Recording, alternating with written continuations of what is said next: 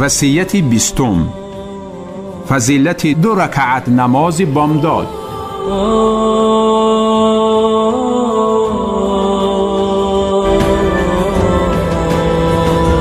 از عبدالله پسر عمر رضی الله تعالی عنهما روایت است که مرد گفت: ای پیغمبر خدا، مرا بر عمل دلالت نما که خداوند ثوابم عطا نماید.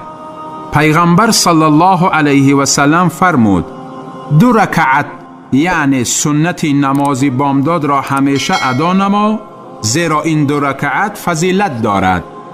روایت طبرانی.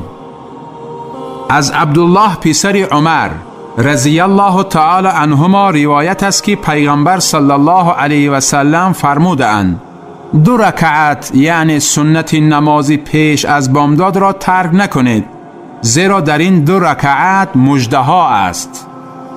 از عایشه رضی الله تعالی عنها روایت است که پیغمبر صلی الله علیه و سلم فرمود: 2 رکعت نماز بامداد از دنیا و آنچه در دنیا است بهتر است.